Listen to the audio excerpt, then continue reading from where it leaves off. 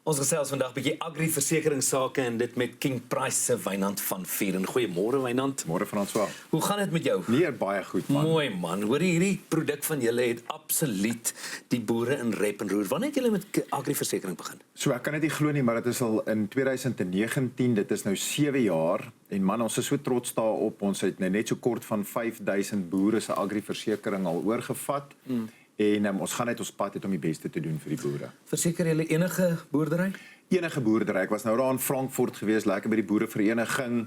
Baie van die boere daar ontmoet, man, yes, daai beeste is te mooi, maar dit is van lewende hawe, bokskaap, bees, maak nie saak wat dit is nie, die wildsboere, gewasse.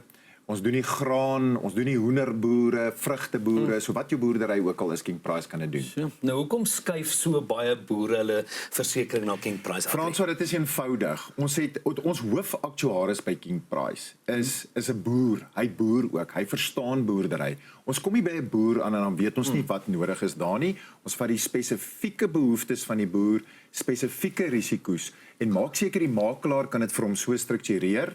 Dan kom hy premie baie laag af en dit is daarvan wat die boere hou. Kyk, King Price doen altyd dinge anders. Wat maak hierdie produk anders? So wat anders is nou kan 'n makelaar gaan en vir die boer alleenstaande dekking gee op sy lewende hawe. Dan as hy net dit wil hê, kan hy dit kry en net daarvoor premie betaal. Maar ons kan ook alles insluit. Jou kinders op universiteit, daai karre, alles, huise op die dorp.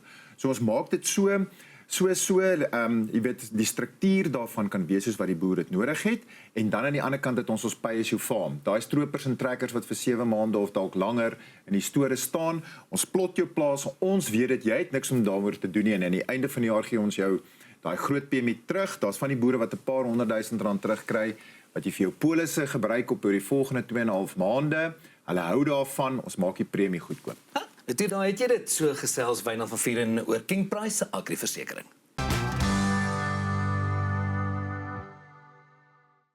Is ingeskakel op Groot Plaas. Ons gas is saam met ons vanoggend Dr. André van der Vyverhuis van Sakota en ons gesels oor die onlangse ooreenkoms wat tussen Suid-Afrika en China geteken is oor sojaboon uitvoere. Dr. André, goeiemôre en welkom terug. Môre Dopie, dankie, en lekker om terug te wees. So, voor ons by China kom, kan jy eers vir ons sê watter groei het ons die afgelope paar jaar gesien in die produksie van sojabone, maar veral ten opsigte van ons uitvoere daarvan? Ja, die sojaboonbedryf groei teen 'n fenominale tempo. So in die laaste 7 jaar het produksie verdubbel van wat ons vandag beleef. So hierdie jaar het ons 'n rekord oes geproduseer van 3 miljoen ton en daarmee saam beteken dit natuurlik ook dat die uitvoer, die surplus wat ons produseer, geleidelik besig is om groter te word. So ons het die eerste keer in 2022 omtrent 270,000 ton sojabone uitgevoer. Die volgende jaar in 2023 het ons 590,000 ton uitgevoer. En toe het ongelukkig die droogte gekom die volgende jaar en die jaar daarna wat laas jaar was, het ons toe nou weer voorrade opgebou. Maar hierdie jaar het ons gedink dat met die surplus wat ons verwag het, so ongeveer 600 na 800,000 ton sojabone surplus hê vir uitvoere. Dit was nou in die begin van die seisoen gewees. Is daar 'n spesifieke rede waarom ons sien dat daar jaar op jaar 'n groei is in terme van die hoeveelheid sojaboon wat gelewer word? Ja, ek dink die tegnologie natuurlik van die produksiekant af, die boere toegang tot die beste kultivars, beter produksiepraktyke, so daar's 'n verskeidenheid presisieboerdery en so aan maak dit dat dit die produksie geleidelik styg. Die nuwe kultivars het ook beteken dat die sojabone uitgebrei het van die ooste waar dit tradisioneel geproduseer is na die sentrale en die westelike dele van die land en dit het nou aanleiding gegee. Sojabone is ook meer winsgewend per hektaar as wat mielies is in die meeste van die jare en dit maak dit aantreklik om sojabone te plant. Het die onlangse klimaatverandering of jy weet onvoorspelbare weerpatrone enigstens beïnvloed wat die ouens besluit het om te plant en dan nou besluit het dalk op sojabone?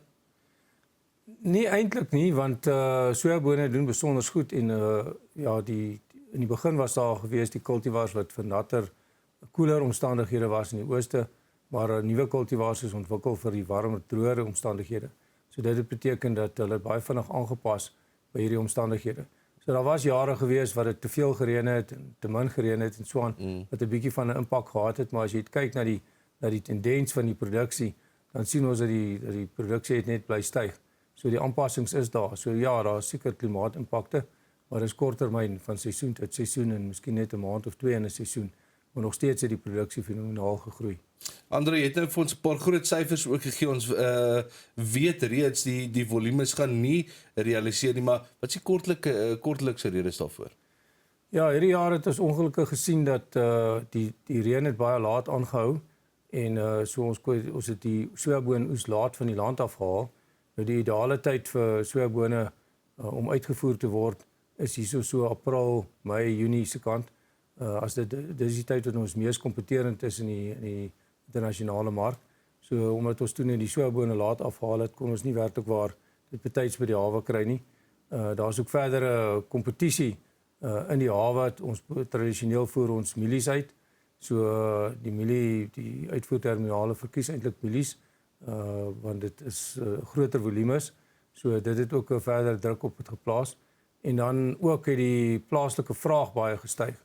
So ons is nog steeds in 'n proses van invoervervanging van sojakoekmeel. Ons voer sojakoekmeel in Kaapstad waar daar 'n groot braaikuikenbedryf is. So daai vraag het verhoog. En dan selfs op die buurlande, Zimbabwe en Eswatini, het die vraag na sojabone verhoog van die perskapasiteite in daai twee lande het ook verhoog en so ons het heelwat meer sojabone uitgevoer na daai twee lande toe. So as ons nou spesifiek dink aan China, wat behels dit om te kan uitvoer na China toe spesifiek en het ons al van tevore uitgevoer na China toe?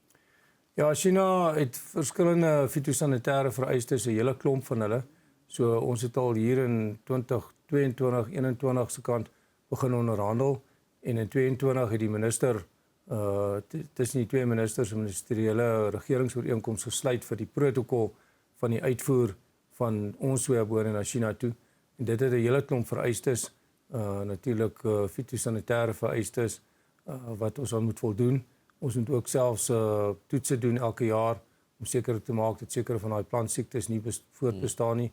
Ons doen dit saam met die direktoraat plantgesondheid wat hierdie opnames reël en bevestig dat dit nie bestaan nie sodat ons wel aan die ooreenkoms wil doen. En dan moet ons ook al die handelaars registreer wat wil uitvoer. Ons moet die uitvoerterminale registreer. Ons moet ook al die silo's registreer. Daar's amper 300 silo's wat ons moet registreer. So daar's heelwat vereistes, baie moeite wat daarin ingaan om uit te voer na China toe. So ons het toe wel geslaag in 2023 om die eerste transaksie te doen.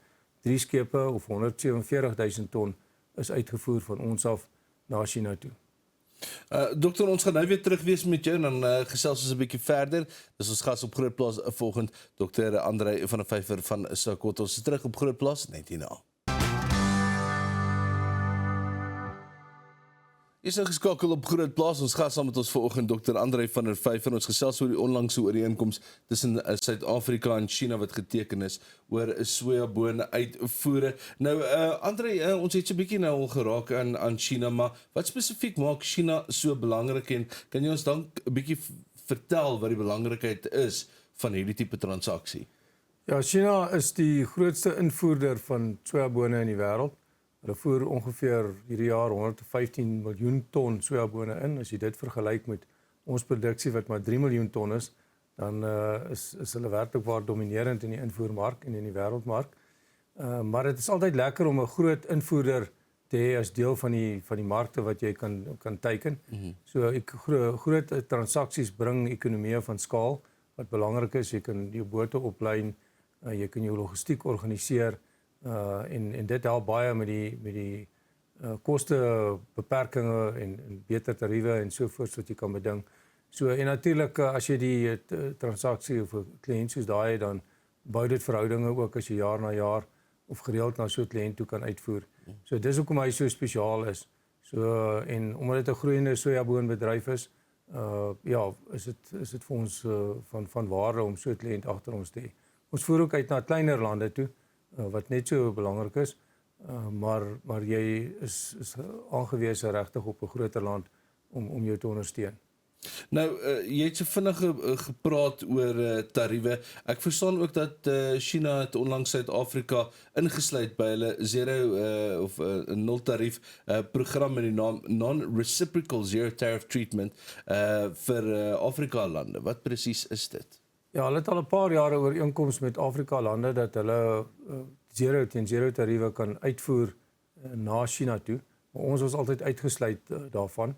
En nou onlangs in Mei maand het hulle ons en 'n paar ander lande weer ingesluit by hierdie ooreenkoms. So nou sojabone het altyd 'n tarief van 3% betaal en nou kan ons dit teen nul tarief uitvoer. 3% klink nie baie nie, maar op 'n bedrag van $500 'n ton is dit so $15 of R240 'n ton en dit beteken 'n groot voordeel bo jou ander uitvoerlande wat Amerika, Brazil en Argentinië is. So en tesame met ons geografiese voordeel wat ons het, is korter die skepe van hier af China toe as van hulle af, gee dit ons nogal 'n voordeel in die mark. En so dit het ons ook gehelp om hierdie transaksie in mekaar te sit. Daai einste 3%. André, buiten China nou, is daar ander lande waarna toe ons op die oomblik sojabone uitvoer? Ja, ons ander belangrike land is Maleisië wat ons heelwat al uitgevoer het in die verlede. Dan ook Bangladesh, Vietnam en so aan en dan het ek vroeër genoem van die oorgrens uitvoere na Zimbabwe toe wat sterk gegroei het in die laaste tyd en ook Eswatini. Nou, net terug na die logistiek. Is daar kompetisie in die hawens tussen sojabone en iets soos mielies?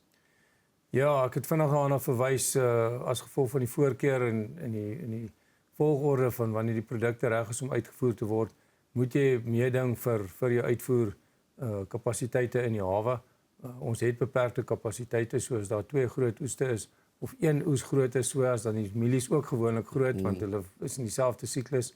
So dan moet jy seker maak dat jy daai uitvoer stats wat ons nou verwys betyds kry sodat jy jou transaksies kan beplan. So dit is maar so in Suid-Afrika dat ons hawe kapasiteite kort verdere uitbreiding veral met die groter wordende oeste. So 'n bietjie van 'n first come first serve basis daar by die hawens. Ja, verseker. Kom ons sluit gou af, André, as ons nou moet vergelyk ons sojaboon kwaliteit in vergelyking met internasionale produsente, hoe vergelyk ons? Ja, elke sojabone het 'n ander tipe kwaliteit. Ons is hoog in proteïen en 'n bietjie laer in die olie. So dit maak dit nogal gesog in sekere van die wêrelddele. Ja, so ek dink ons kan baie maklik meeding in sekere van die markte. Nou André, as jy moet sê vooruitsigte vir ons sojaboonindustrie in die volgende paar jaar, wat verwag julle? Ja, dit is nou hierdie stories van die Super El Nino wat miskien vir ons onseker is vir die volgende paar maande. Ja. Ons hoop maar nie dit is so erg soos dit is nie, maar ek dink die langtermyn tendens vir die groei in sojabone is beslis daar. Ons wil beslis verder groei. Dit is 'n gesogte en winsgewende produk en dit is 'n produk wat relatief maklik is om uitgevoer te word. Dit is winsgewend vir die mense wat in die waardeketting is. Dit is winsgewend vir die boere om sojabone te plant. So ek dink ons sal bly groei. Dr. André, baie dankie vir jou tyd. Dis ons gas op 'n groot plaas vanoggend, Dr. André van der Vyver. Hy's van Sokotra en ons gesels natuurlik oor die ooreenkomste tussen Suid-Afrika en China oor die sojaboon uitvoere. Dis al wat vir ons tyd het. Ons hoop jy het geniet en dan kuier ons weer môreoggend saam.